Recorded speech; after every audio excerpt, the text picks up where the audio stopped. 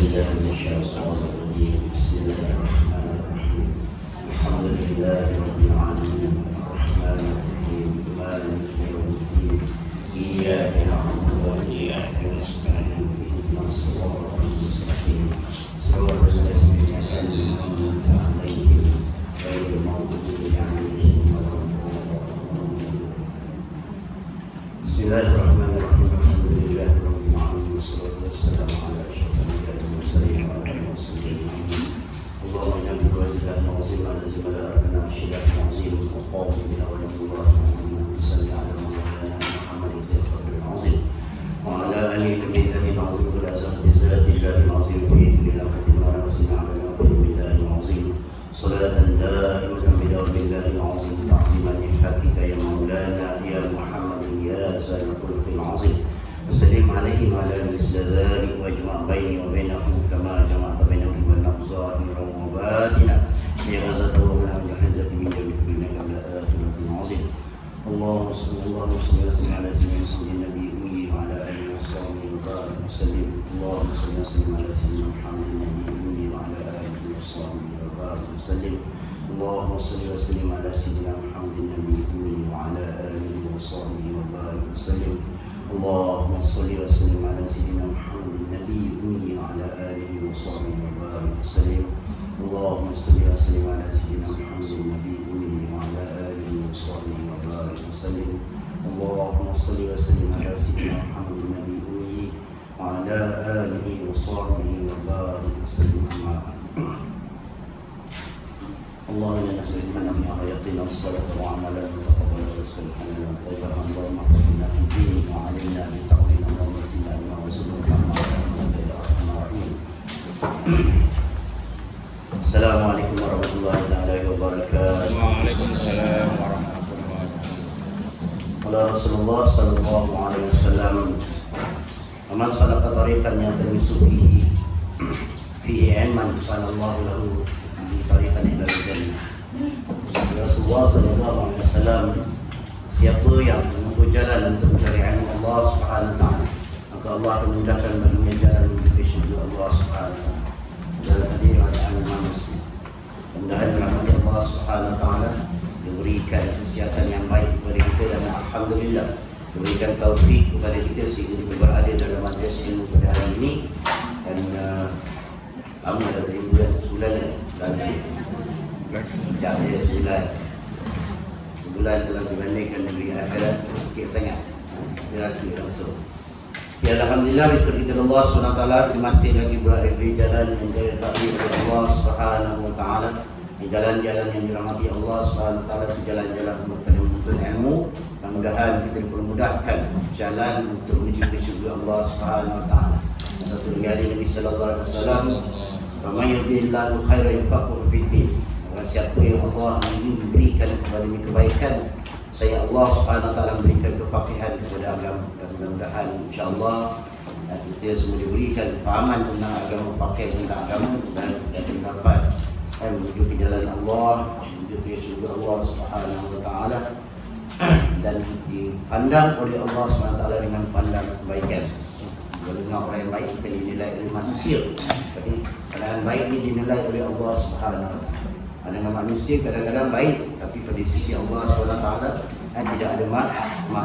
Kadang-kadang di sisi manusia dipandang ini, dipandang keji, dikata diupat, dicaci, tetapi pada Allah SWT yang mereka di antara orang-orang yang baik di sisi Allah SWT. InsyaAllah bakal syurga Allah SWT. Alhamdulillah, dengan berkat doa, berkat baginda Rasulullah SAW, kita masuk pada tahun Masihi 2023, tahun baru Masihi. Bagaimanapun baru ke tak baru ke, kehidupan kita teruskan sama sahaja sama ada masuk tahun baru tidak. Tapi biarlah kalau masuk tahun baru tu azam kita, peningkatan kita lebih baik daripada yang telah lalu. Kalau dulu kita rajin mungkin seminggu sekali, kali ini kita tingkatkan mungkin 2 kali atau 3 kali atau menjadi hari insya-Allah. Kalau dulu kita baca Quran 1 hari, mungkin baca satu makra'. Ini kita tingkat lagi sebagai kita boleh baca satu ain atau satu hizib, insya-Allah, ataupun terus satu juzuk. Terus satu juzuk lebih kurang 45 minit kan. Luangkan masa sedikit, ataupun kalau tak boleh terus 45 minit, kita ambillah 15 minit selepas daripada solat. InsyaAllah sejak pun kalau 10 minit insyaAllah. Syukur kita kepada Allah SWT, kita masih lagi diberi peluang, bernafas, diberi kesihatan. Kita sambung pada kitab kita, alim-muta'alim, pada ilmu, pada panduan bagi penuntut ilmu. Kenali juga sebagai bahasa Melayunya sebagai penuntut, mana menyuluh kepada orang-orang yang dalam menuntut ilmu Allah Subhanahu Wa Taala. Sekarang oleh Asyik Al-Alama, Asyik Muhammadin, Al-Zahruji, orang kata apa ni? Dia terjemahkan juga daripada kitab Ta'alim kita Arab oleh Syekh Abdullah bin Muhammad Ahmad Al-Qul Al-Lami Al-Qur'ani. Dan kita baca yang rendah kita baca apa yang telah dilahamkan oleh Syekh kita ni sebagai apa? Sebagai menjadikan panduan dalam kehidupan. Sudah sampai pada muka surat 95 yang kita berhenti dulu. Salah pada 17 dan 11. Betul tak? Kita dah sampai kepada bab habis pada bab usaha memahami pelajaran, kemudian kita berdoa kepada Allah Subhanahu Wa Taala. Dan pada kitab Jawi pada muka surat 35 maksud 36.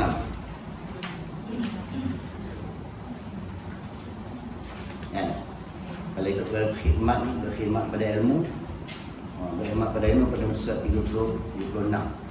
Betul? Kita tak jari. Kita ada dua sekali. Belajar kita jari, belajar kita rumi. Kadang-kadang memahami keadaan penulisan, kadang-kadang kalau dah biasa baca dengan kita jari, kita akan lebih mahir pada kita jari. Kalau saya buat kita jari ni sebab dobek dia banyak. Kita kuliah dulu bagi dobek dia dekat tepi. Catatan yang perlu. Termasuk pada bab yang berdoa maka sagianya, termasuk pada bab yang tengah-tengah, kita dah masuk pada bab berkhidmat oleh akan ilmu. Betul ya? Situ. Berkhidmat oleh akan ilmu dan berkekalan akan menuntutinya. Kita dah cerita juga sebelum ni berkhidmat kepada guru. Kita dah lepas dah kan.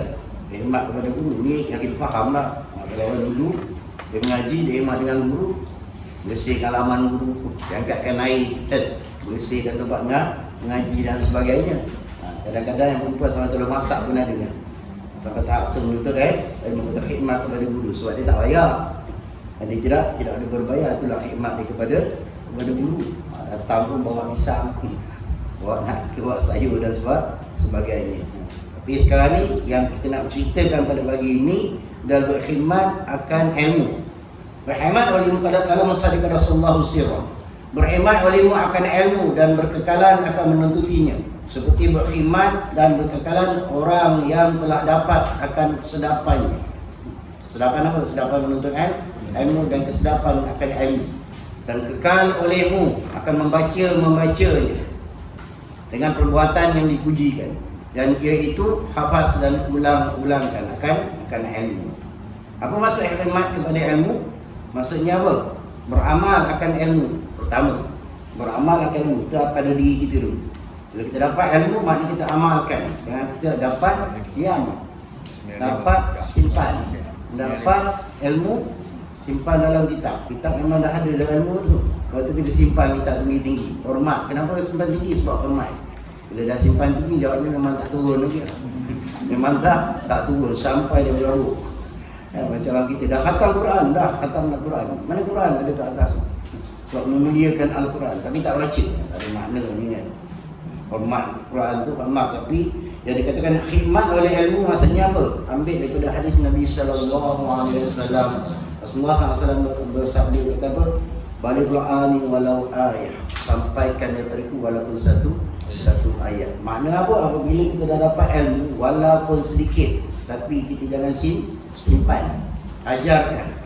ajarkan kepada utama ni ikut cara Nabi sallallahu alaihi wasallam, ikut cara dakwah Nabi sallallahu alaihi wasallam. Yang pertama Nabi berdakwah apa? Orang yang paling hampir dengan Nabi sallallahu alaihi wasallam, paling dekat dengan Nabi. Siapa dia? Keluarga Nabi lah, ahli. Ahlinya Nabi. Jadi kepada keluarga Nabi. Begitu juga lah kita bila dapat ilmu, kita kongsi lah. Hari ini kita datang, suami tak datang. Hari ini suami datang, isteri tak datang. So kita balik, kita ceritakan apa yang kita dapat daripada ilmu. Kalau boleh baca lah. Kalau kita baca dalam kitab, mana kita ambil dalam kitab, kita membacakan pada keluarga. Buat satu majlis dalam keluarga kan. Satu majlis dalam satu ketika ataupun dalam satu hari kena ada luangkan masa sama ada setengah jam ke 1 jam baca kitab-kitab yang kita pelajari pada hari itu. Kalau kita pandai lagi tak cukup 1 jam. Kan? Dia syarah lebih daripada ustaz. Tak syarah tak ada masalah pun. Baik apa yang kita faham, ikut fahaman masing-masing selagi tidak bercanggah daripada syarah. Itu maksud dia berkhidmat dengan ilmu, mengajarkan. Nabi ajarlah, Nabi kata sampaikan satu ayat. Kita kadang-kadang silap. Kesilapan kita apa dia? Kita nak tunggu alim baru nak berdakwah. Kita nak tunggu pandai baru nak mengajar orang. Kalau kita nak tunggu jadi ustaz, orang panggil dia ustaz baru dia nak mengajar. Kalau tak mengajar, aku bukan ustaz. Nabi tak suruh pun. Nabi kata bari'an walau ayat, sampai walaupun 1 ayat. Tapi yang kita maksudnya, walau yang kita faham tu yang kita ajarkan. Lebih daripada itu kat tangan. Contoh kita mengajar Al-Quran. Kan, kita faham apa? Kita baru iqra ustaz, takkan nak mengajar. Ajarlah iqra. Kan semua orang terus mengajar terus tinggi. Kan, ustaz saya cuma boleh ni tapi masalah-masalah lain qiraat apa itu dah tinggi. Ajar apa yang kita mampu. Nabi beritahu dah awal lagi dah. Nabi tak suruh tunggu jadi ulama. Nabi tak suruh hafal hadis semua banyak-banyak dulu. Yang itu lebih baik. Tapi apa yang kita ada kita sampaikan dulu. Jangan tunggu. Sebab apa anak dulu macam tu juga masa dia mengajar takut. Aku takut pun tak tahu. Berjumpa dengan guru kita. Kata guru kita pergilah mengajar. Sebab dia kata mengajar tu adalah punca dan sumber ilmu. Mengajar itu adalah punca dan sumber ilmu. Sebab mula-mula tak nampak apa. Ya ustaz. Macam mana kita tak ada ilmu nak mengajar? Dia kata bila kita tak ada ilmu, bukan tak ada ilmu, kita tak tahu cara kaedah nak mengajar. Sebelum mengajar kita buat apa? Telaah dulu. Kan? Kita buka dulu apa persoalan dengan bab-bab yang kita nak mengajar. Contoh bab solat, kita buka beberapa kitab yang bersamaan dengan bab solat. Mungkin kita buka kitab apa? Kitab Musalli. Orang kata kitab sama dia nipis je pun. Kan? Tapi bukanlah kita baca semata-mata. Tapi kita ambil daripada isi kitab-kitab yang lain dan kita syarahkan dengan sesuai apa yang kita nak mengajar pada ketika itu. Kan nak mengajar solat orang itu qiyam tu aku tak akan qiyam tu ambil pengertian berdiri saja. Kan kalau aku bahasa Arab tu lah qiyam berdiri. Tapi maksudnya apa? Berdiri tegak sekadar untuk apa? Penyerahan kita kepada Allah Subhanahu Wa Taala ketika bila? Ketika kita berdiri itu di mana? Kita mengangkat takbir ketika di mana? Mana tengok keadaan dan mana kita mengkaji ataupun mengaji lagi dari sumber ilmu tersebut. Jadi daripada itulah berkembangnya ilmu. Kalau kita tak mengajar, kita tak nak fikir. Kan kita nak fikir dalam sumber-sumber itu, hikmat ni kita sebut hikmat. Apa hikmat? Kita tak mengajar tu dia. Biarlah nanti ustaz cakap lah. Kan, tapi kalau kita nak mengajar, kita tengok ustaz cakap, kita catat. Lepas tu apa dia? Kita kembangkan maksud ni. Maknanya apa? Berkhidmat dengan ilmu mana kita dapat, kita terus mengajarkannya. Ilmu akan ilmu dan berkekalan akan menuntutnya. Dan berkekalan. Jangan bila kita dah mengajar, kita rasa kita hebat. Ini satu hal juga. Kan? Dah perlu ustaz, dah mengajar apa, orang bila ustaz rasa dia hebat. Tak perlu nak menuntut ilmu lagi, tak perlu nak mengkaji lagi. Kaji lagi, kena kaji lagi untuk kembangkan ilmu tersebut. Seperti berkhidmat dan berkekalan orang yang telah dapat akan kesedapannya. Mana seperti apa? Mengajar, kalau dah mengajar dia akan merasa nikmat ilmu tersebut. Kan? Kemudian diamalkan pula ilmu itu dalam diri dia sendiri lebih lazat lagi. Sebab tu ada ilmu yang susah nak mengajar. Contohnya apa? Ilmu tasawuf. Banyak orang kata ilmu tasawuf, kadang-kadang ada yang sebut sampai menyeleweng kata ilmu tasawuf. Memanglah sebab dia tidak merasakan nikmat ilmu tersebut. Dia tak merasai nikmat dekatnya dengan Allah SWT. Dia tak rasa syukur kepada Allah SWT. Dia tak rasa panak kepada Allah SWT. Dia tak boleh nak cerita. Dan dia kata, itu bohong, itu orang hayal, orang tu orang yang berapa? Buat-buat dan sebagainya. Belum rasa. Cuba dah rasa. Kan, tengok orang pun tak macam orang. Itu orang lain lah, bukan anak. Tapi maksudnya apa? Keadaan itu. Sebab kita dah nampak, Tuhan Allah, Allah, Allah. Sebab tu kata ada zikir Allah pula tak diulang. Kita ingat Allah, Allah Ta'ala ingat kita. Kan? Bila kita ingat Allah Ta'ala sentiasa ingat kita. Ala bizikrillah tatma'innul qulub. Bila kita ingat, kita berzikir, kita sebut nama Allah. Kita ingat Allah sentiasa. Tenang hati kita. Kita tengok manusia, kita tengok orang kaya, benda tak heran. Kita tengok orang miskin, benda tak heran. Kita kaya, benda tak heran. Sebab kekayaan banyak menjatuhkan apa? Manusia kan. Kita baca sejarah sirah para anbiya semua kebanyakan apa? Yang kaya, yang juga kafir. Ataupun maksudnya yang dia ingkar kepada Allah Subhanahu Wa Taala. Yang taksir kepada Allah Subhanahu Wa Taala. Tengoklah siapa yang kita kenal. Kita kenal dalam Al-Quran lah, dalam sirah siapa? Harun. Kaum Ad. Kaum Ad orang hebat. Bukit dia tembuk ni. Kaum Samud. Kan, tembuk je bukit. Hebat dia buat rumah kat dalam tu. Sejuk pula. Kita juga masuk dalam bukit. Panas kan? Yang mana dia ada teknologi yang hebat. Diberikan akal oleh Allah SWT. Dia anugerahkan oleh Allah SWT dengan ilmu. Tapi akhirnya apa? Mungkin jadi sombong. Mereka jadilah lalai. Terjadi Islam pun sama. Sejak Uthmaniyah. Haji balik. Kita baca sejarah. Kejatuhan kerana apa? Dia terlalu leka. Dia leka dengan apa? Kemenangan. Dia leka dengan kehebatan. Akhirnya untuk. Itu kita jangan, kita letakkan diri kita. Sebab tu pelajaran ni apa, ilmu pun penting.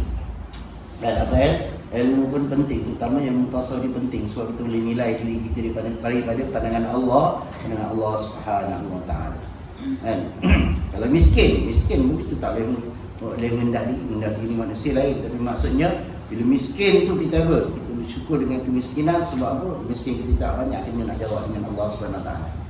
Tapi bukan bermakna kita apa? Kita lemah.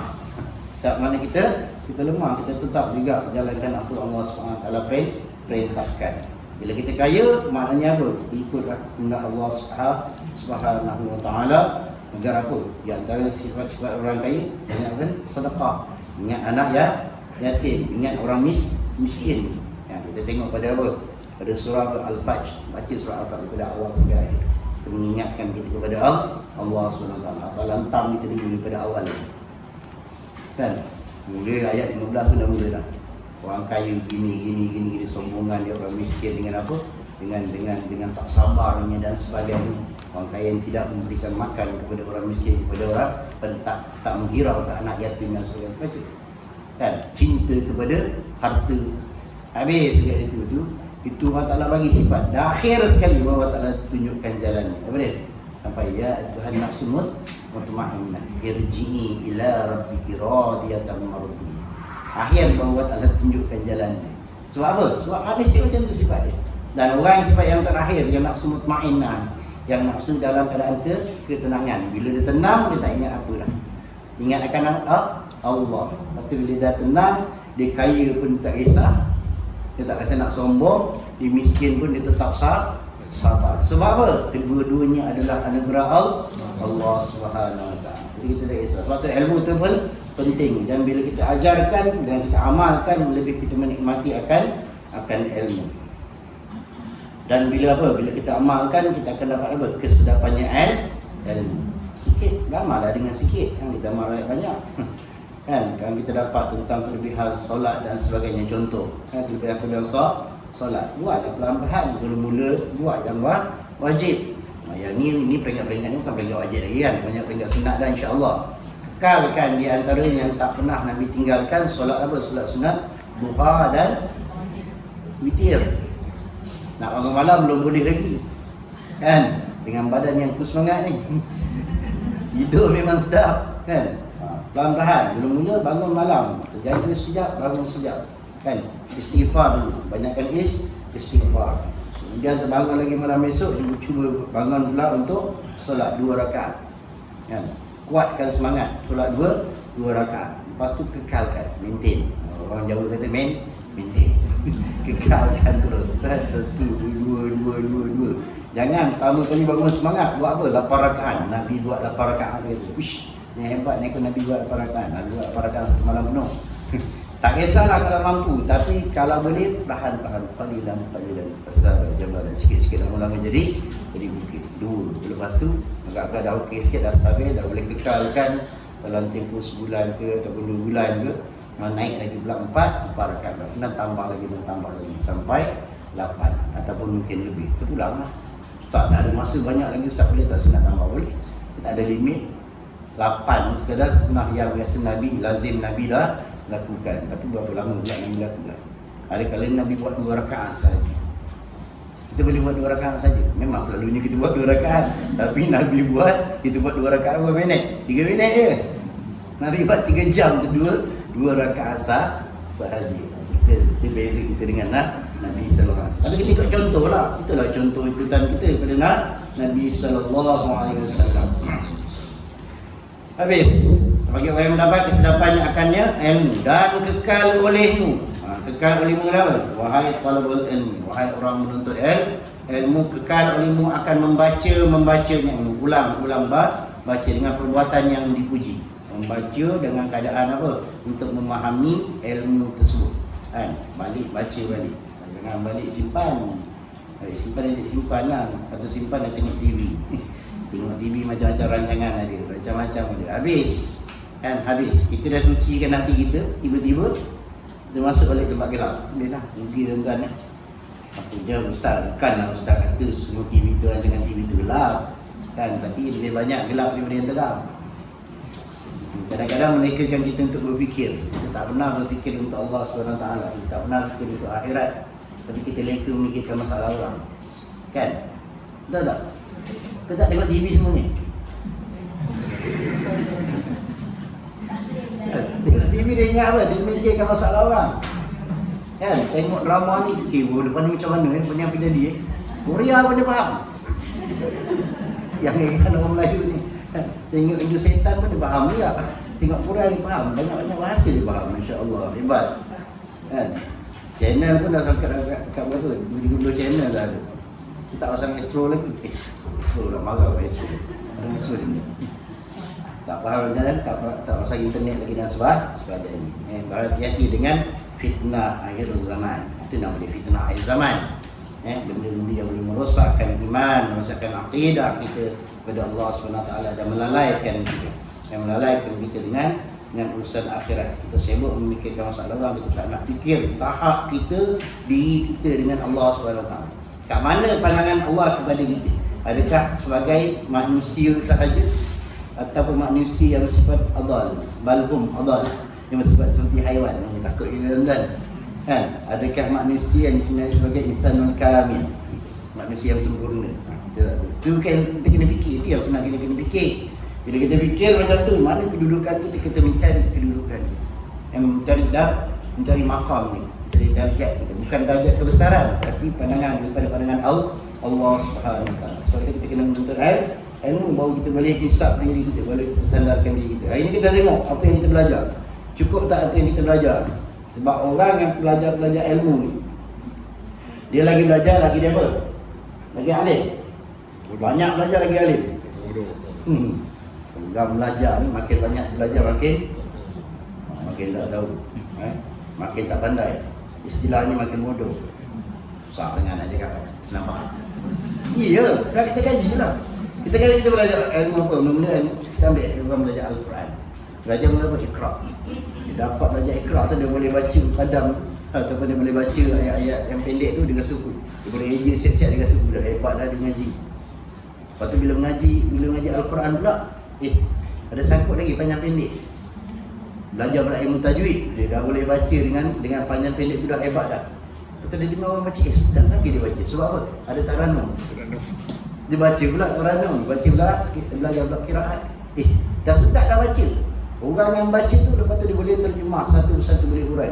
Ada lagi tu bang. Kemudian orang yang hurai tu pula, dia boleh ikut sampai tahap tu. Dia belajar sampai tahap tu, dia pula dengar pula orang ni hurai cara macam ni. Jalan Usuluddin, yang ni hurai cara fiqh, yang ni hurai cara tasawuf. Akhir kita kasi satu. Jauh sangat perjalanan ni. Maknanya masih belum sampai. Sebab tu kalau kita gunakan umur kita yang pendek ni, kan? Kata sebenarnya Rasulullah, al-umur ummati Baina siti wa sab'in. Hanya umur maknanya antara 60 ke 70. Tak cukup umur kita ni nak belajar ilmu. Tak cukup. Kan? Bukan ni kita bukan nak mencapai PhD dan sebagainya, tapi maknanya kita nak dapatkan nikmat Allah SWT baru satu bab. Bab Al-Quran yang kita cerita tadi. Belum bab hadis lagi. Kita kadang baca hadis macam Al-Hufaz hadis. Rupanya 1-2 hadis yang kita hafal. Lebih banyak lagi hadis. Daripada perawi hadis yang sahih dan sebagainya. Imam Muslim kita tak habis. Kita kata hadis Imam Muslim ni yang kedua daripada Al-Quran. Itu Syafi'i pegang di situ kan. Tapi yang lain lagi. Kadang-kadang ada hadis yang ada dalam, yang tidak ada dalam kitab Sahih Bukhari Muslim, tapi ada ulama lain. Jadi kita rasa kita dah hebat, kita tak juga. Itu baru berambil pada kitab. Tapi kesahihan hadis pula. Hari ni kan kita diulur dengan apa pertanyaan tentang sahih hadis dan sebagainya. Sebenarnya itu bagus. Kadang-kadang orang marah, apa ni? Nak dalil ni memang. Kadang-kadang kita rasa mencing sangat. Jadi lebih-lebih sangat kita katakan. Tapi kita fikir balik, itu adalah sebenarnya cara Allah SWT nak berikan kita ilmu. Sebab selama ni kita tak fikir. Selama ni kita buat je urusan. Kita buat urusan apa? Saya tak boleh. Kita ikut. Kan kita sembahyang ikut siapa? Saya ustaz pelajar. Kita tak pernah berdiri tu qiyam. Tadi saya cerita pasal qiyam tadi. Ada tak hadis Nabi mengatakan tentang qiyam berdiri? Habis kalau ada hadis Nabi, kenapa sembahyang duduk? Kalau sembahyang duduk tu macam ada pula sah tak sembahyang ni? Sedangkan iqamis solat. Kan makna kita kena cari hadis pula. Ada tak yang menceritakan tentang orang sembahyang duduk? Kalau ada, makna boleh buat. Kalau tak, kalau orang tak boleh duduk, nak bagi pula. Ada tak yang menceritakan tentang bagi? Mana ada tak Quran, hadis yang menceritakan tentang semua? Mana benda tu penting. Benda tu pun penting. Supaya apa? Sebab kita kata apa? Rasulullah kata, "Sholli kama ra'aytumuni usalli." Sembahyanglah kamu seumpama kamu lihat aku sembahyang. Kita pernah lihat Rasulullah sembahyang. Saya minta. Kan? Sebab kita tak jumpa Rasulullah. Okey, baik. Bila kita kata tengok macam Rasulullah sembahyang, habis perempuan, kenapa perempuan sembahyang lain? Okey, kita kata lelaki, dia sembahyang cara Rasulullah. Yang berdiri dia, kaki buka sikit, kan, angkat takbir, tangan tinggi, Allahu Akbar. Perempuan buat sama tak? Tak. Habis tu perempuan ikut siapa? Makna kita apa? Kena cari hadis tentang bagaimana perempuan sembahyang. Jumpa hadis yang diriwayatkan oleh Sayyidatina Aisyah. Bila orang perempuan datang berjumpa dengan Sayyidatina Aisyah, suami yang menceritakan bahawa Rasulullah kata sembahyang akan sebagaimana aku sembahyang. Kan? Perempuan pula macam mana?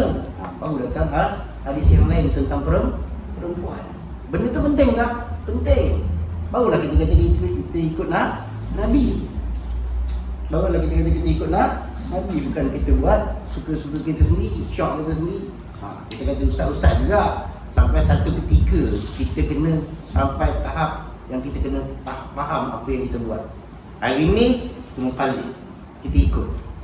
Tahap kita ikut sebab kita awam. Tapi bila kita dah jadi penuntut ilmu macam ni, lama dah kan mengaji, berapa tahun dah? Share. Siapa tahu? 8 tahun.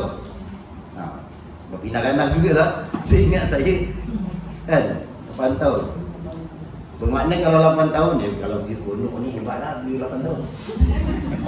Banyak matan hafal lagi. Kan? Kalau setakat Jurumiyah ni hebatlah main kepala dia. Kenapa baris atas baris bawah semua tahu dah. Huruf asal semua tahu dah. Kan? Kenapa dia baris tu ada sebab-sebab dia. Kita banyak tengok kita baca Al-Quran gini-gini tengok je dah siap baris. Kalau macam mana kaedah orang macam kita arah dalam baris. Macam mana keteknya ilmu kita sedikit sangat. Kita cerita-cerita lah tuan-tuan ni. Kita cerita-cerita ni sedikit sangat. Kalau kita dah bila kita mengajar kita rasa banyak lagi yang kita tak tahu. Sebab tu kita jangan sombong dalam ilmu. Walaupun kita dalam belajar, kita dah mengajar, kita dah pula ustaz ataupun kita dah lama belajar macam 8 tahun hebat kan? Tapi kita tetap juga merajaah kepada mu'allim. Kita kena hormat kepada orang yang lebih alim. Macam mana kita nak tahu orang tu lebih alim daripada kita kalau kita sama-sama belajar?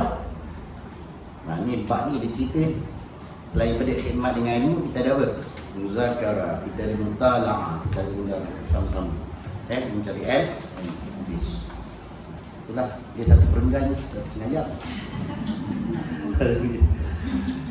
Dan iaitu hafal dan ulang-ulang akan ilmu. Kalau misalnya kada semua sirah dan apabila hafaz engkau akan ingat engkau akan suatu daripadanya, maka ulang-ulang olehmu akan dia apa? Ilmu. Apa yang dia dihafal tadi, yang dia ingat tadi, maka dia akan ulang-ulang balik akan ilmu tersebut.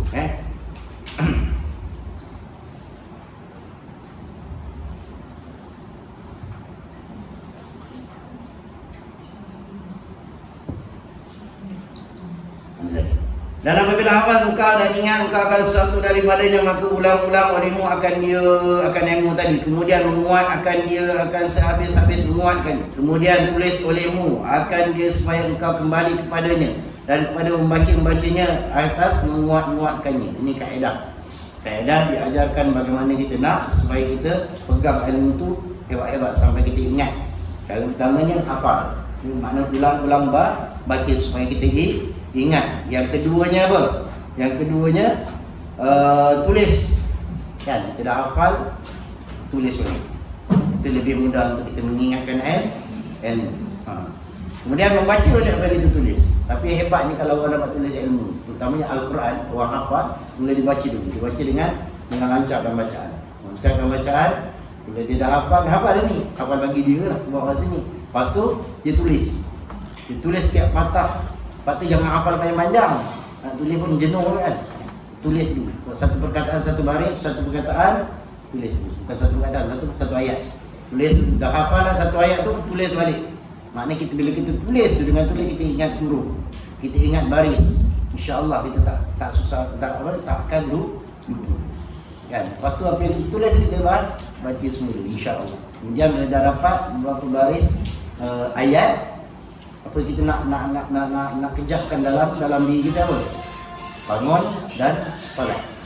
Solat dua rakaat dan baca ayat itu sebagai ayat dalam ayat yang kedua lah. Surah yang kedua dalam solat. Itu cara menguatkan pembacaan Al-Quran. Kalau kitab maknanya kita ulang-ulang tulis balik. Agak-agak kalau kita baca ni, kalau kita tulis balik dekat satu buku yang lain, agak-agak apa jadi? Kita jadi penulis kitab lah. Kan? Kita jadi penulis kitab. Hebat sebenarnya. Kan? Kita tulis dengan tulisan sendiri dan kita akan ingat ilmu tersebut. Ustaz, leceh lah Ustaz. Kita belajar sekali apa? Kita belajar berapa perenggan? 2-3 perenggan dah 1 jam. Kalau kita tulis agak-agak masih berapa lama? Tak sampai bersetengah jam. Tapi benda tu akan main kita seolah-olah macam kita scan ilmu tersebut kita masuk. Itulah di antara jalan-jalan untuk menguatkan ilmu. Kalau misalnya kadang semua senang, maka apabila percaya engkau akan ketiadaan lupanya, maknanya kau yakin tak akan hilang lagi, tak akan lupa. Dan hilangnya maka bersegera olehmu kemudian daripada itu kepada suatu ilmu yang baru. Dah hebat, dah rasa apa, ingat dah, barulah kita pergi pindah kepada ilmu yang baru. Serta mengulang-ulangkan barang yang terdahulu daripadanya, dan serta berjinak-jinak bagi kelakuan hak yang baru tambah yang membangi. Maknanya apa? Kalau dah ambil, dah hafal, dah ingat akan ilmu tersebut, dah tulis dan sebagainya, kemudian rasa dah okey, dah mantap, ambil tambah lagi ilmu yang lain. Tapi yang belakang jangan lupa. Yang belakang jangan lupa, ulang balik. Ulang sekali-sekali baca. Suatu orang ilmu ni, orang berilmu ni, orang untuk ilmu ni, dia tak boleh lari daripada landasan ilmu. Saya ingatkan sama-sama diri saya dan seluruh yang ada dalam majlis ini, dalam majlis ilmu dan cinta kepada ilmu ni, jangan lari daripada landasan ilmu. Maksudnya Ustaz, maksudnya apabila kita menuntut ilmu, kita jangan jauh daripada majlis ilmu, jangan jauh daripada penuntut ilmu, dan jangan jauh daripada ilmu itu sendiri. Maknanya katalah kita kat rumah ngaji dah kurang majlis masih ada lagi, mana masih boleh datang. Kalau misalnya kata kita ada di luar, cuti ke umpamanya ataupun kena bertugas kat tempat lain, maknanya cari majlis ilmu, jangan tinggal. Yang keduanya, cinta kepada apa dia? Orang yang memberikan ilmu. kepada ustaz dan sebagainya, makna sering murajaah kepada dia. Daripada dia sering ambil ilmu, sering buat pertanyaan kalau ada kemusykilan dan sebagainya. Ustaz pun boleh jawab, tapi ustaz ni sebenarnya suka kalau orang tanya. Hari ni tak boleh jawab, balik dia bertelaah balik, cari balik. Kadang-kadang dia boleh jawab tapi mungkin tak tepat ataupun mungkin tidak memenuhi, sebab kadang-kadang tidak ada nas yang dijawab. Jadi dia cari balik, menambahkan lagi kekuatan ilmu. Yang ketiganya, ada dalam hati kita cinta kepada ilmu, jangan tinggal. Itu pun penting. Kalau tak ada, dia rasa habis.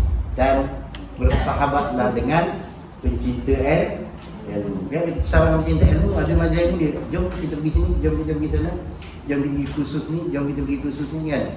Itu yang kita hebat. Kalau tidak, kita tak tahu, dia duduk je dalam sangkau, kita dapat apa, tak dapat apa-apa pun, kan. Itu yang terbaik, baik.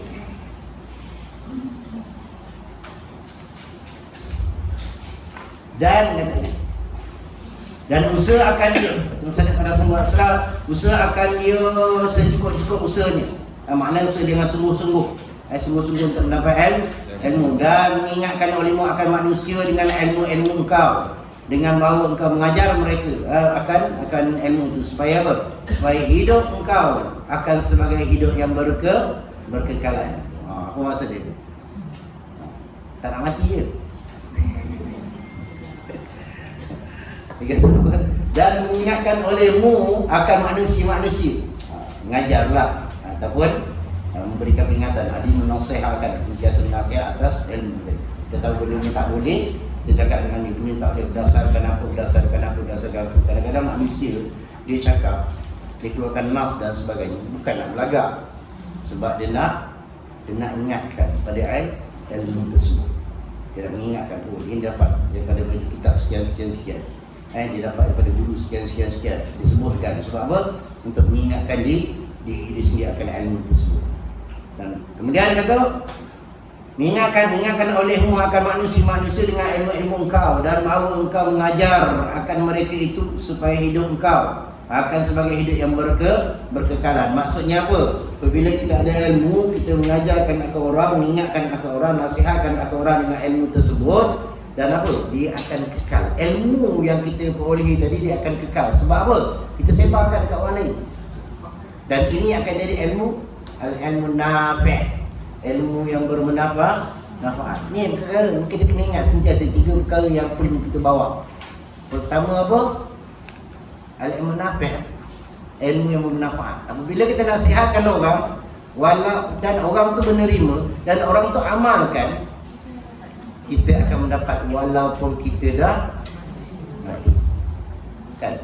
Sebab bila kita dah mati, hanya tinggal 3 perkara yang masih boleh kita sampai kepada kita. Pertama apa? Al-ilmu nafi'.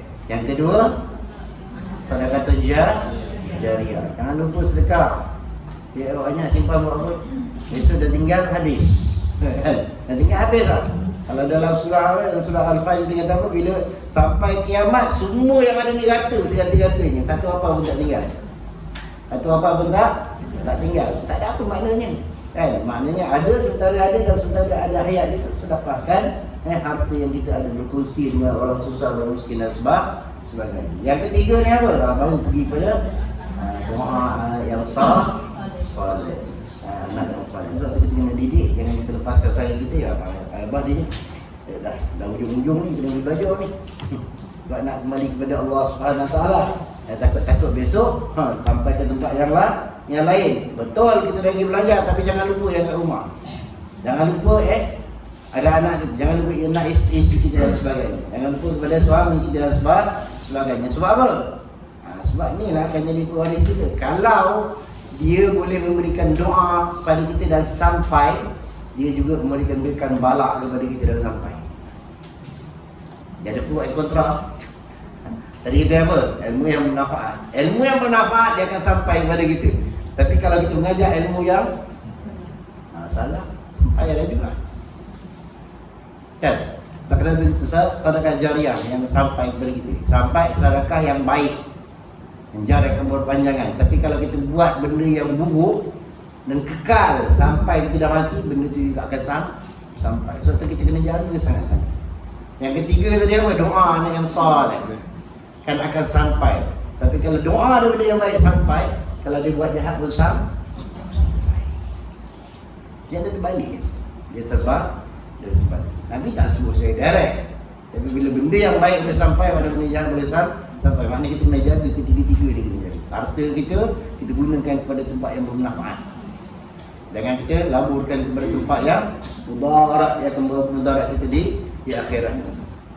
Kan? Ilmu kita ajarkan ilmu yang bagus-bagus. Mengajar ilmu nipu. Ada orang ajar ilmu nipu. Buat macam ni, boleh buat macam ni, boleh. Kita nanti kita dah dapat, kita sedekahkan duit semua ni. Dia pusing kat situ pula. Kan? Macam hal tu dunia ni. Ingat kalau benda baik boleh sampai, mana benda jahat juga boleh sampai. Datang daripada kita lah. Sebab datang daripada kita pendidikkan kita sendiri. Jaga dalam kehidupan kita, jaga sangat-sangat. Allah. Dan jangan engkau jauh daripada orang-orang yang mempunyai akal, kerana menyertai akan mereka itu memberi faedah akan dikau dan manfaat dunia dan akhirat. Orang yang mempunyai akal dan orang yang berilmu, jangan jauh daripada mereka. Kalau jauh daripada mereka, mana kita akan jauh daripada Allah. Sebab orang yang berakal, orang yang mengingati Allah Subhanahu wa taala. Kita takut apabila kita jauh daripada mereka, kita menjauh daripada Allah Subhanahu wa taala. Akal mana? Akal yang bukan berdasarkan syariat Allah Subhanahu wa taala. Bukan akal mengikut nafsu kita. Dan suatu dalam apa? Dalam ilmu usuludin kita ada ilmu apa? Kita ada hukum dua hukum adat dan hukum akal. Akal mana? Akal yang berlandaskan kepada syariat. Kita faham. Nama hukum akal Ustaz, tak akal yang berdasarkan pada syariat, bukan akal kita. Bukan akal kita untuk berfikir sesuatu, tapi akal yang berdasarkan syariat. Kemudian kita ada hukum adat pada kebiasaan. Waktu kadang-kadang kita tak faham. Bila kita tak faham tentang ilmu, dia akan jadi huru-hara. Itu yang jadi makan ubat jadi haram. Sama lagi. Makan ubat jadi haram. Jangan makan ubat. Nah, makan ubat jadi haram. Bila jangan makan ubat, jangan usaha kan? Kalau macam tu, maka kita berpegang pada usaha adalah haram. Makan, jangan pakai tangan. Makan jangan pakai tangan. Adatnya pakai tangan baru masuk mulut jadi makan. Kan? Kalau kita kata kita tak boleh usaha, jangan makan, tengok ni makan nak kenyang. Makan jadi kenyang. Ambil bau je. Ambil bau pun tak dapat. Makna apa? Kita nak ada usaha wajib. Ikut ahli sunnah wal jamaah, usaha wajib. Tapi kita tidak berpegang dengan usaha. Tapi usaha adalah kewajipan yang kita kena buat. Kan? Baru menjadi. Tapi ada juga, tapi kita tak boleh tak boleh lari daripada hukum akal. Kan? Akal kata tak semestinya buat tu jadi. Kan? Kita berniaga. Kan? Niaga kedai makan. Sebelah pun niaga kedai makan, kita berniaga kedai makan. Kan? Sedap tak sedap kita masak? Sedap lah. Kita yang masak, kita rasa sedap. Orang kata, orang tu pula selera makan dia tak sama. Kan? Tapi kedai sebelah ni, kita pergi makan, rasa tak sedap mana pun, tapi orang ramai. Kedai kita, orang ada macam tu je. Contohnya lah kan.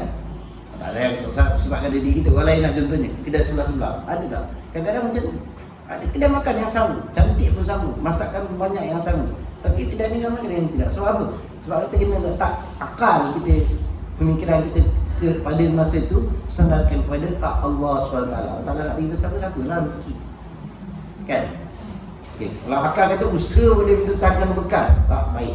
Usaha untuk dapat anak dengan apa? Nikah kahwin lah. Kan? Nikah dulu baru kahwin. Tapi ada tak orang kahwin yang tak dapat anak? Ada. Jadi usaha kita tu sekadar usaha kewajipan kita untuk berusaha, penentu daripada Allah SWT.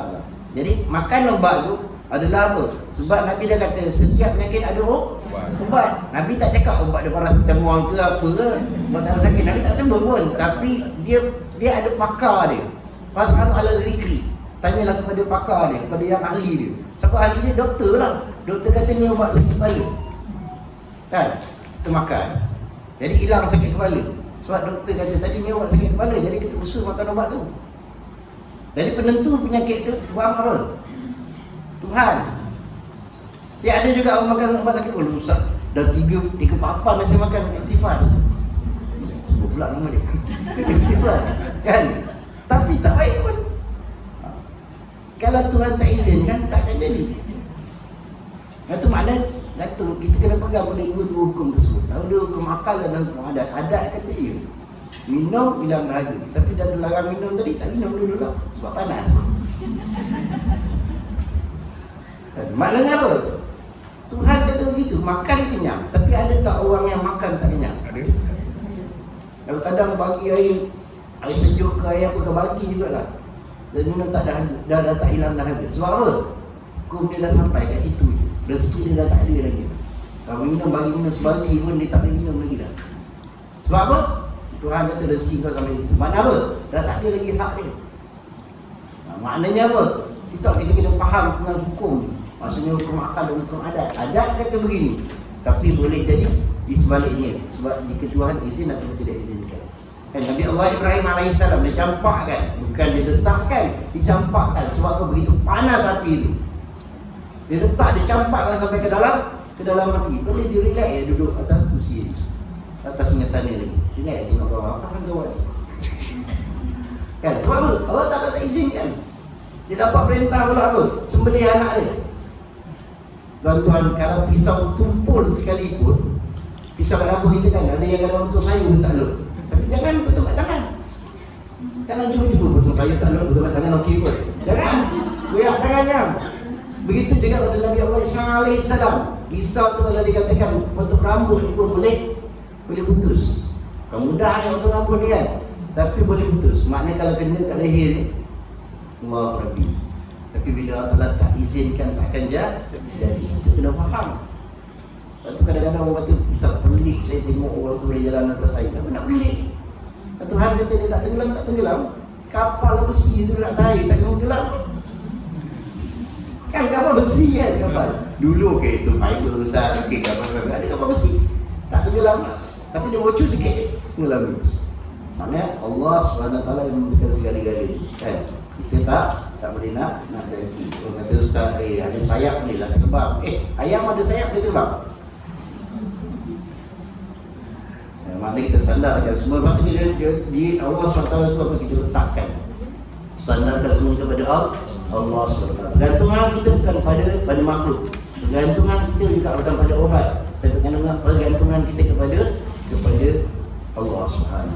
Cuma tadi tu alat. Pakai kacamata. Kenapa kita pakai kacamata? Sebab pandangan dah kabur. Pandangan dah kabur. Tapi yang menerangkan pandangan siapa? Allah SWT. Ni adat dia. Alat. Perlu kepada alat. Macam ni lah kita nak jadi orang alim. Kan? Tak payahlah datang belajar senang jadi orang alim. Boleh? Kena ada adat je lah. Datanglah belajar. Kan? Tengok depan TV, tengok Ustaz saya nak jadi orang alim. Kalau bagus jadi orang alim. Kalau bagus jadi orang alim, tapi kalau duduk depan TV tak jadi lah alim lah. Jadi Ustaz depan kita tu. Allahu Akbar. Habis, dah sikit lagi. Dan jika engkau menyembunyikan ilmu, kalau masalah kepada Rasulullah SAW, jika engkau menyembunyikan ilmu nescaya engkau dibalaskan engkau dengan tutup hingga dilihat, dan disangka akan engkau itu orang yang jahil dan bodoh. Kemudian dikekang akan dikau dengan kekal daripada api neraka Allah SWT pada hari kiamat, dan menyala-nyala ia pada sekalian tubuh dengan azab siksa yang sangatnya. Mensyaratkan untuk syair bagi khalil yang tersebut di atas.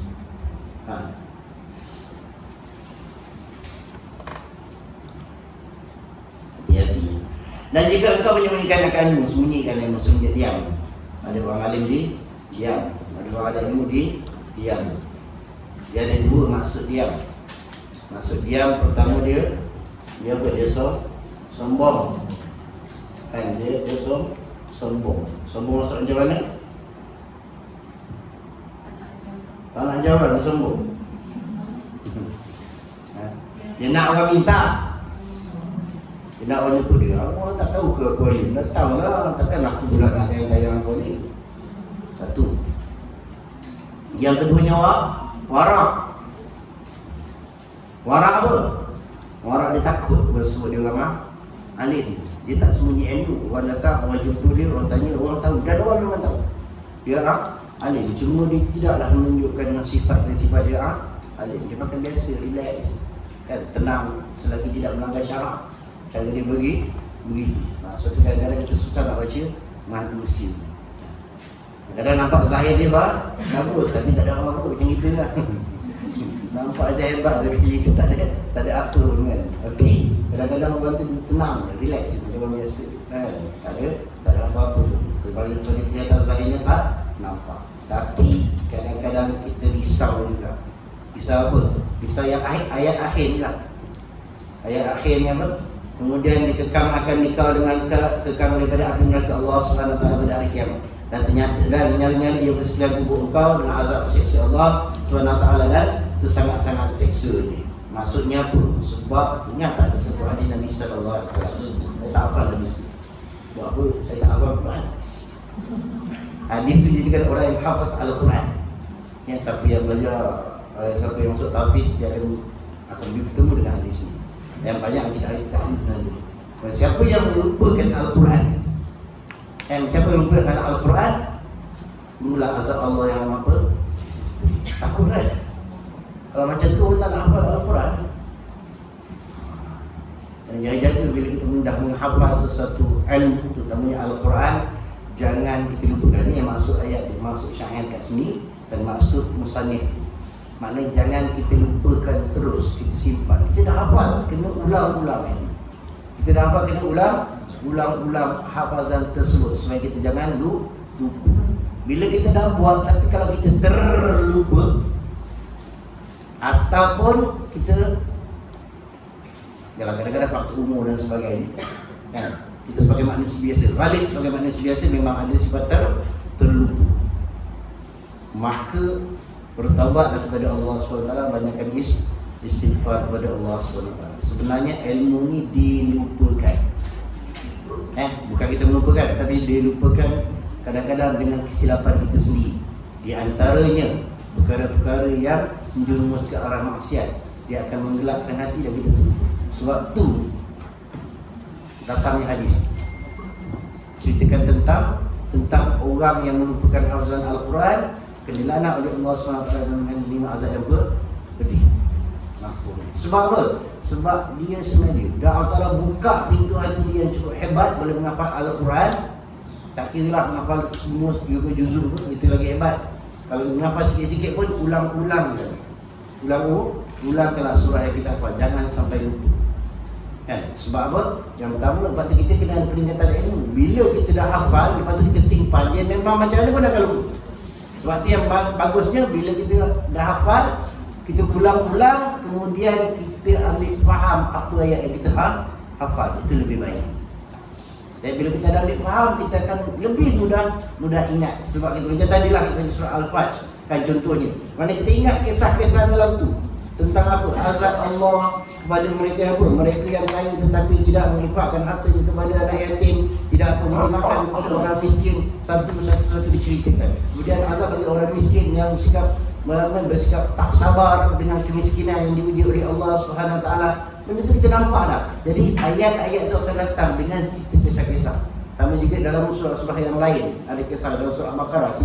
Kita yang pertama tentang Al-Quran. Dan kepada siapa Al-Quran ini diturunkan dan apakah sifat orang yang beriman, kan diceritakan daripada awal-awal surah. Lepas masuklah kita kisah dalamnya, kisah kelahiran Nabi wujudan Nabi Allah Adam alaihissalam, dicerita satu persatu semua ada.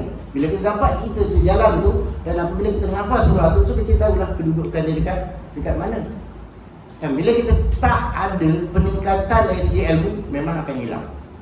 Sama macam orang dulu. Bukan orang sekarang, orang dulu. Kan, dia dah khatam Al-Quran, dia letak dekat Al-Quran ke atas almari. Dan lepas tu dia hafal lagi, dia khatam lagi tak? Dia baca lagi tak? Tak. Dia baca lah, dia nak nikah. Itu pun juzuk Ammar yang dituduh, yang laras kan. Itu pun dia ambil setengah juga. Daripada apa? Wadduha. Sampai surah An-Nas, betul? Dia tak baca pun. sebulan sebelum nikah ke apa tak, dia tak baca lagi dah. Dia ambil hari nak nikah tu dia ambil surah apa daripada surah Muha. Berapa surah lagi? Dalam 17 surah lagi. Sampai habis. Itu je. Dan mana khatam Al-Quran. Khatam bila khatam tahun dulu baca masa kecil-kecil. Lepas tu disimpan. Lepas tu bila baca yang surah 17 surah yang terakhir tu pun dalam gigil lah gagap. Sebab apa dalam tak baca? Hati-hati dengan ilmu. Sebab tu orang yang sengaja meninggalkan ilmu, orang sengaja menyimpan ilmu, tidak berkongsi ilmunya, akan hilang ilmunya, akan hilang. Dia terlupa. Dan dia mana sengaja melupakan. Sehingga kan orang apa? Orang tak kerti apa-apa. Padahal orang kata dia balik Timur Tengah dan sebagainya kan. Baik biasanya orang merajaah ilmu pada dia. Kemudian apabila dia lupakan ilmu, dia tidak banyak mutalaah kitab dan sebagainya. Akhirnya apa? Akhirnya dia tinggalkan. Tinggal ilmu, habislah segala-galanya. Itu dia murka Allah Subhanahu Wa Taala kepada orang yang menuntut ilmu. Jadi untuk ilmu kenalah ulang-ulang. Jadi kesimpulan yang pada kita yang kita baca pada hari ini, makna berkhidmat atas ilmu, makna jangan kita tinggalkan bila kita dah dapat ilmu, teruslah untuk mengajar ilmu. Jangan kita simpan untuk diri kita sahaja. Itu utamanya kepada apa? Kepada ahli. Jadi ingatkan oleh Allah SWT surah At-Tahrim, na'udzubillahi minasyaitonir rajim, qu anfusakum wa ahlikum nar. Okey, selamatkanlah diri kamu dan ahli kamu daripada neraka Allah Subhanahu Wa Taala. Ingat, lelaki jangan seronok jadi lelaki. Dan jangan pula cita-cita nak jadi perempuan. Kan? Sebab apa? Ar-rijalu qawwamuna 'alan nisa. Lelaki itu adalah penguasa, pendidik, penjaga kepada perempuan. Apa-apa pun lelaki akan dipersoalkan dulu. Suami akan dipersoalkan dulu. Seronok perempuan dengar. Tak ada kerja lagi, kasih perempuan lah. Kan? Lelaki akan dipersoalkan dulu. Manakah arah perempuan kita, isteri kita nak kita bawa. Memang perempuan kadang susah nak turun rendah. Ya, kasih lelaki. Perempuan ni memang susah nak turun rendah. Sebab dia apa? Asbab buat Nabi dah bagi tahu. Dia kata sebab apa? Dia buat dia jadikan daripada tulang yang bengkok. Memanglah benda yang bengkok, kalau besi pun kalau kita tarik, dia takkan, besi ni jangan patah lah kan. Besi kecuali alur. Kita tarik tu dia jangan patah, tapi dia takkan lurus betul. Kalau besi, kalau kayu patah dah. Kan? Tulang patah dah, tapi kita ibaratkan besi. Besi ni kita boleh bentuk, boleh luruskan, boleh. Tapi dia takkan lurus betul. Dia tetap juga ada bengkokannya. Nak buatnya tegak macam mana? Kena ketuk. Perempuan kata kena ketuk. Makna kenapa? Kena usaha lebih untuk dapatkan tegak. Itu pun tidak ada yang betul-betul mesti ada kepinjaman dia juga. Satu, itu kita ambil besi. Kalau di ibarat tulang tadi, tulang rusuk tadi, confirm kalau kita tarik dia patah. So apa yang kita kena buat? Salah. Bakar. Biarkan dia bengkok pun tak boleh. Sebab apa? Manusia bila biarkan dia bengkok, dia akan tambah bengkok. Tulang kita ni tulang akan tegak kan. Bila sampai satu tahap umur, dia akan bengkok. So kalau biarkan, dia akan bengkok terus lah. So mana apa? Kena jaga. Kena sentiasa jaga. Dengan apa? Dengan belayan. Belayan kan. Memanglah sebab dia dekat musuh, kita memang dekat dengan kita lah kan. Dan tapi ada waktu-waktunya kena tegur dengan kekerasan. Bukan keras makna kita tegur, jangan jadi smackdown lah. Smackdown saja. Makna dengan keadaan yang tertentu. Tapi lebih kepada nasihat. Sebenarnya bukan orang perempuan yang kena banyak cakap, orang lelaki. Kan, orang lelaki kena banyak tegur, kena banyak cakap, kena banyak nasihat. Kita ambil daripada Sunnah Nabi Sallallahu Alaihi Wasallam. Dia pergerakan dakwah Nabi kepada keluarga dia dulu. Kan, keluarga dia dulu, selesai isteri dia, pada anak-anak dia, beres. Lepas tu dah beres, dia dah, ni dah dirahul. Dia buat kerja lebih besar. Kita nak buat kerja lebih besar, kita selamatkan dulu. Kan, tapi urusan hidayah adalah urusan Allah Subhanahu Wa Taala. Tugas kita buat. Sebab apa? Ada juga dalam sejarah para anbiya yang mana isteri dan anak dia tak ikut dia. Tapi dia dakwah tak? Dia berusaha. Tetap kena usaha arah dakwah. Penentu adalah Allah SWT. Dan tadi lah, kemahadat dan akal. Adatnya kita tetap buat kerja kita, penentu daripada Allah SWT. Jangan ingat kita hebat, kita boleh mengubah semua orang. Tak. Yang mengubahnya adalah Allah SWT. Sebab tu bagi lelaki saya, tolonglah nasihatkan generasi muda kita daripada mereka belum menikah lagi. Kena jadi rijal. Kena jadi lelaki sejati. Maksud lelaki sejati apa? Daripada mula kena tegas. Sayang-sayanglah. Kan? Ada apa yang patut kasih bunga, patut kasih apa ni, buat sambutan, itu kasih sayang, tak ada masalah pun. Yang mana boleh bantu. Tapi kena ada hikmah dalam keluarga. Bila benda sesuatu yang kena tegas. Bahawa agama, baik ibadah, apa kena tegas. Kena tegas. Menasihat tidak. Tapi nasihatkan dia pun kena betulkan diri dia dulu. Sebab tu Allah kata ku anfusakum. Selamatkan diri kau dulu. Bukan mana selamatkan diri kau, betulkan diri kita dulu. Sebab tu kita akan jadi contoh kepada keluarga kita. Kita cakap atas diri kita tuan-tuan, banyak lagi tugas-tugas kita yang belum selesai. Dan perempuan pun sama juga lah. Nak kata perempuan pun sama juga lah. Dan bila suami dah tolong tu, jangan naik tuncang lah. Suami dah tolong, tak apalah, dia boleh buat, biarlah dia buat. Kita duduk relax je. Kan kita kan. Ingat Rasulullah ni hadis sahih. Rasulullah kata dalam apa? Dalam syurga Rasulullah lihat yang ramainya adalah perempuan. Tadi dia senyum kan. Yang dia kata ramai perempuan. Sebab tak ini hadis Nabi SAW. Sebab apa? Nabi beri sebab tak? Nabi beri sebab ke tidak? Sebab di antaranya apa? Sebab banyak komen. Banyak komen kepada suami. Tak pernah puas hati. Sebab tu perempuan nasihatkan anak dari kita apabila menerima suaminya, perintah seada suami. Jangan memaksa lebih daripada apa yang dia termampu. Dan ingatlah itulah takdir Allah SWT ke atas kamu. Bila dah bersetuju untuk menikah dengan seorang lelaki. Sebab bila tak puas hati banyak komen lah. Sebab ada satu ni saya baca pula dia apa. Kita ni lelaki nak buat apa yang terbaik untuk keluarga kita, untuk suami kita, untuk isteri kita, untuk anak-anak kita. Tapi kita nak buat ni kat 100 dah kebaikan yang kita buat, tapi satu kesilapan, satu kerosakan ataupun satu kelemahan mungkin, itu yang jadi asbab. Itulah menjadi asbab kita ditalak. Tapi nasib baiklah talak tidak ada pada perempuan kan. Semua sebab itulah perempuan tak ada talak pada tangan dia. Kalau ada tangan dia, habis lagi janji. Dan perempuan ni ada kekurangan dia. Ini dari si Syam ni ada kekurangan. Apa dia? Perempuan dia kurang pada agama. Pada agamanya apa? Perempuan tak boleh sembahyang penuh lah. Memang kena setiap bulan akan ada cuti. Begitu juga dengan puasa. Dan perempuan juga tidak boleh menjadi saksi. Ini bukan manusia pilih, ini bukan Nabi pilih, tapi dalam Al-Quran. Baca surah Al-Baqarah ayat 282. Itu cerita tentang saksi, tentang pembelian, tentang bai'ah dan sebagainya. Perempuan kalau nak jadi saksi dengan 2 orang.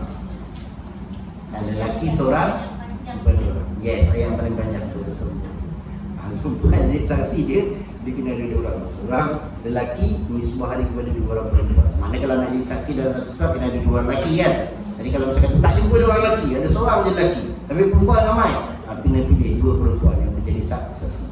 Maknanya jadi 3. Kalau lelaki cukup dengan 2 orang saja. Kalau perempuan kena ada 2 orang. Satu orang lelaki, 2 perempuan jadi saksi. Maknanya apa? Itu bukan Nabi yang atur, tapi daripada Al-Quran. Allah SWT tahu sifat kelemahan dan kehebatan lelaki dan perempuan.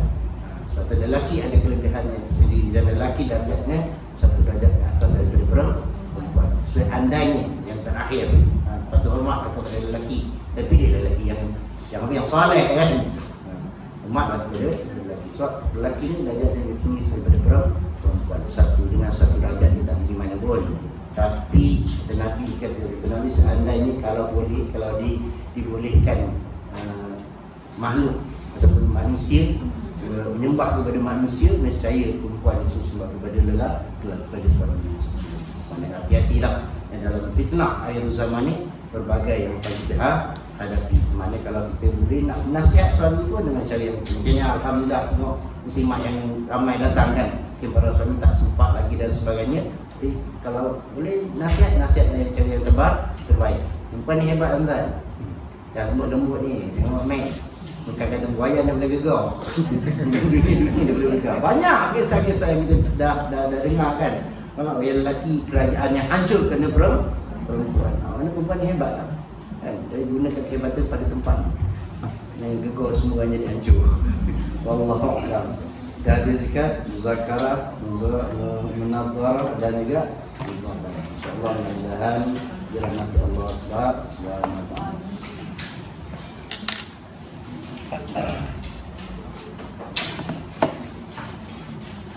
Auzubillahi minasyaitonir rajim. Bismillahirrahmanirrahim. Alhamdulillahirabbil alamin wassalatu wassalamu ala asyrofil anbiya'i wal mursalin wa ala alihi washabbihi ajma'in. Allahumma inna nas'aluka ilman nafi'an wa yaqinan shadiqan wa 'amalan mutaqabbalan wa rizqan halalan thayyiban. Allahumma amtina bid-din wa 'allimna bit-ta'wil. Allahumma zidna ilman warzuqna fahman bi rahmatika ya arhamar rahimin. Allahumma iftah lana abwaab khair wa abwaab salam wa abwaab as-sihah wa abwaab ni'mah wa abwaab barakah wa abwaab quwwah wa abwaab mawaddah wa abwaab rahmah wa abwaab rizqi wa abwaab ilmi wa abwaab maghfirah wa abwaab jalan rahmatika ya arhamar rahimin. إنك أنت السميع العليم وتب علينا مولانا إنك أنت التواب الرحيم وصلى الله على سيدنا ومولانا محمد وعلى آله وصحبه وسلم.